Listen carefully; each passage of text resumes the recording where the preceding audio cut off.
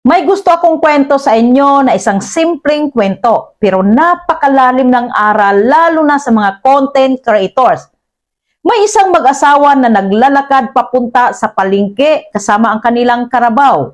Habang naglalakad sila, may mga taong nakakakita sa kanila at nagsabi, "Bakit naglalakad pa kayo? May kalabaw naman kayo.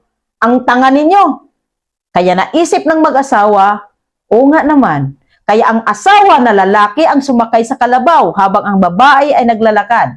Pagdating nila sa susunod na lugar, may mga taong nagsabi naman, "Grabe naman ang lalaki na yon. Siya ang nakasakay sa kalabaw habang ang asawa niya ay naglalakad." Napahiya ang lalaki, kaya bumaba siya at ang asawa na babae na naman ang sumakay sa kalabaw. Nagpatuloy sila sa paglalakad, pero maya-maya may ibang taong nagsabi na naman, "Ang kapal ng mukha ng babae na yon. Siya ang nakasakay habang ang asawa niya ang naglalakad." Nalito na ang mag-asawa. Kaya naisip nila, para wala nang masabi ang mga tao, pareho na lang tayo sumakay sa kalabaw. Kaya sumakay silang dalawa. Pero hindi pa sila nakakalayo, may mga taong nagsabi ulit, "Kawawa naman ang kalabaw. Dalawa kayong nakasakay, wala kayong awa." Sa puntong yon, hindi na alam ng mag-asawa kung ano ang gagawin. Sa huli, bumaba silang dalawa at naglakad na lang ulit. Pero kahit ganon, may mga taong nagsabi pa rin, "Ang tanga talaga nila. May kalabaw na pero naglalakad pa rin."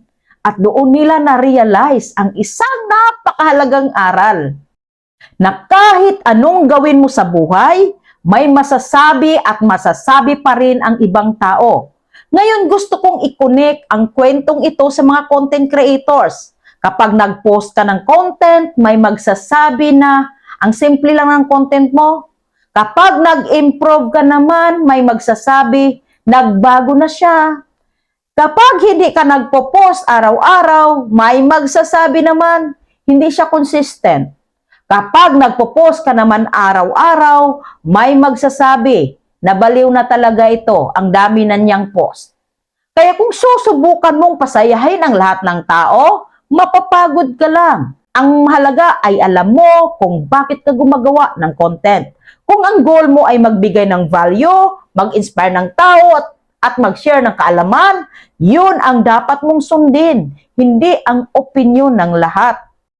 Dahil sa mundo ng content creation, kapag hinayaan mong kontrolin ka ng criticism ng iba, hindi ka makakapag-focus sa purpose mo. Kaya tandaan mo ang aral ng kwento ng mag-asawa at kalabaw. Hindi mo kayang pasayahin ang lahat ng tao, pero kaya mong gawin ang tama para sa purpose mo. Kaya sa lahat ng content creators dyan, huwag kayong matakot sa sabihin ng ibang tao. Mag-focus kayo sa paggawa ng content na may halaga. At tandaan ninyo ito, ang creator na nagtatagumpay ay hindi yung walang critics, kundi yung creator na patuloy pa rin gumagawa ng content kahit may critics. Kaya tuloy lang. Keep creating.